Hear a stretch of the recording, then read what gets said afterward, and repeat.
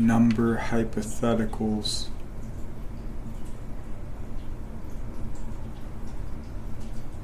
to rationalize reason, communal language,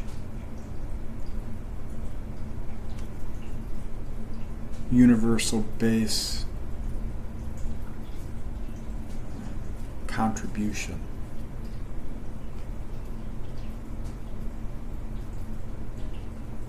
Elementalizing something into a function, a form. So I realized through the Piscean dream, we've been learning the value of trust. In that process, we've been wielding and learning the power of belief. We've saw how far we can get when we're constrained, focused, entrained, cultivating, growing through a particular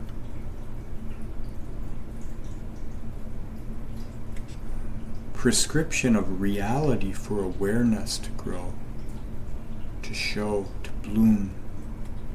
Or maybe none of that, maybe something completely different, or maybe everything all at once. This is Pisces. The illusions and the delusions. So we're learning that the truths are all wrong, and we're going to see this continue to unfold as we become more rigid and fixed and in system,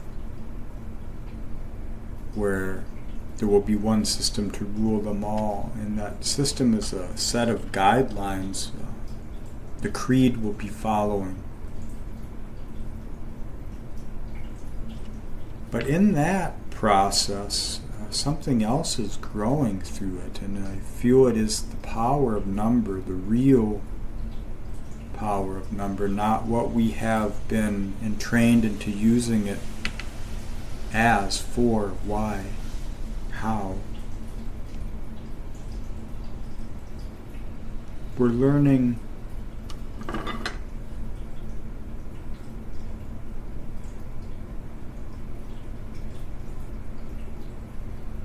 where truth in mythology meet absolution is faced with its Armageddon, with its apocalypse, with its judgment, to deny the self or the falsehood, or to deny the falsehood for the self. In that process, we rediscover what real number is, the meaning of anything.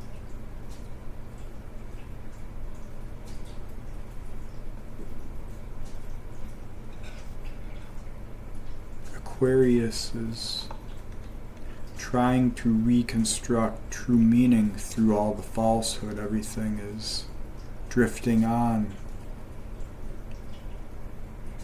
And as it does, we see more and more of what was there. We see how we were feeling around in this place. And when we found something, we clung to it, we held it, and we tried to grow it, to cultivate it, to use it, to show it, to become it.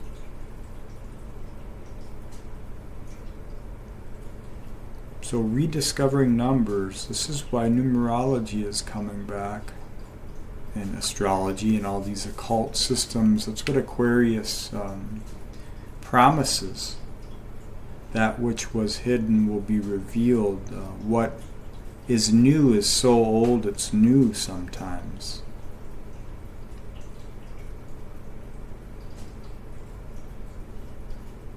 But it's just like anything.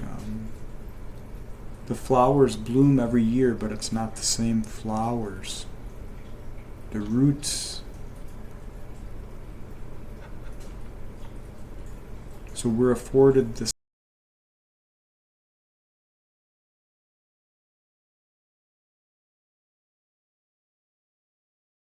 ability to reanalyze all truth, especially the truth of the self, and in this process we realize the number is 1.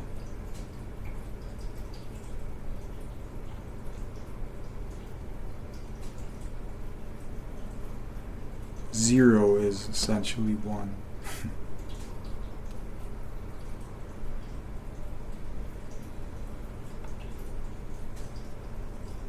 And in that process of the 1, the lemon skate is created over and over.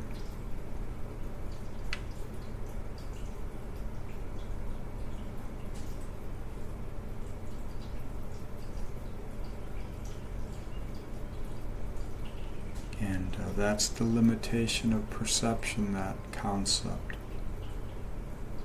But it works to describe the process of the wheel, how it turns in on itself. It seems to break into 2 and then it breaks into 1 again, or fades into something else. So if you look at the Strength card in the Tarot, Leo energy, its transformation is in Pisces. The spirit can only be transformed in itself, essentially. The only truth it can't be discerned out there. It can only be validated, vindicated in relation after it's presented.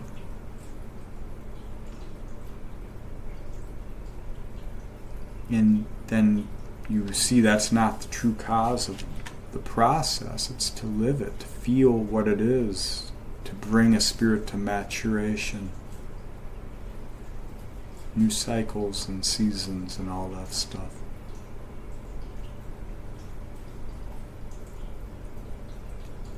So the language of numbers, if you pay attention to anything, you see where there's always subtle cues about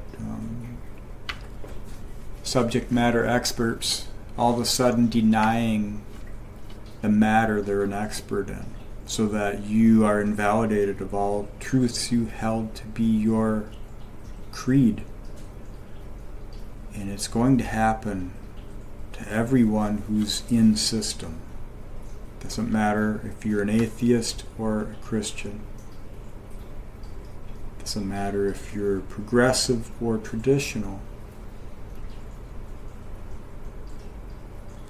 This is a process here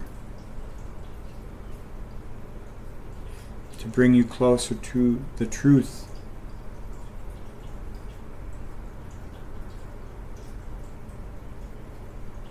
A union with self, essentially. And in that temperance, you will be given options to will for self or will for other. And your choice might be right. Well, it will always be right, but I feel there are easy ways and hard ways to do things. I've done things enough times the hard way to know the value of the easy way, and to realize the easy way is just in doing the hard things. You just cut out the middleman, you go straight to the source, you go right to the matter itself, and you become an expert in what that is through your ignorance.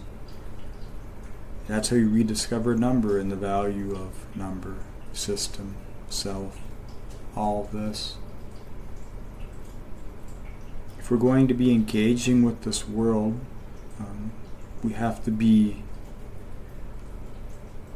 understanding of who we are in relation to it, because it is very hypnotic, very immersive, it is powerful. And you want to be able to engage with it, not be engaged by it. Otherwise, if you're in it, you're in it. You're doing something. But if you're not, then you have the awareness to know, am I worth it? How do I judge myself? Am I going to give myself my will or give it to something else? And we all do it in many ways. It's not just societal things. It's with health, with diet, with relationships, with the future. Many days I didn't want to go to school, but I did because I had to. I knew I had to. I didn't want to go to work, but I did because I had to. I knew I had to. I didn't want to send my kids to school, but I had to. I knew I had to. I didn't want to. There's a lot of things we do because we have to. So cut out the middleman, come to your truth.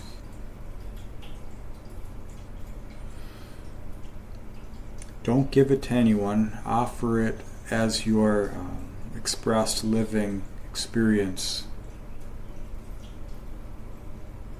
Give the gift of your own icon to this reality.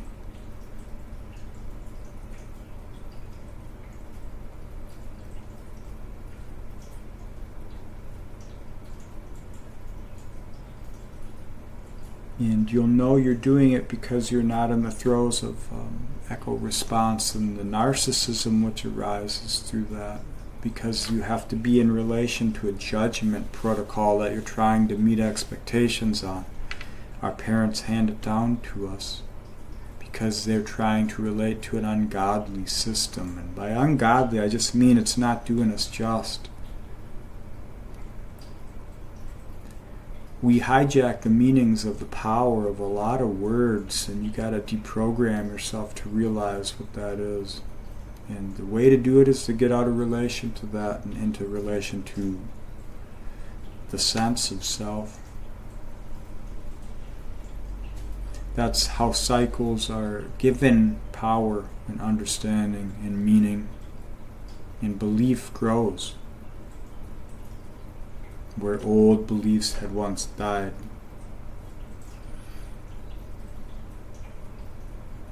Then you see absolution.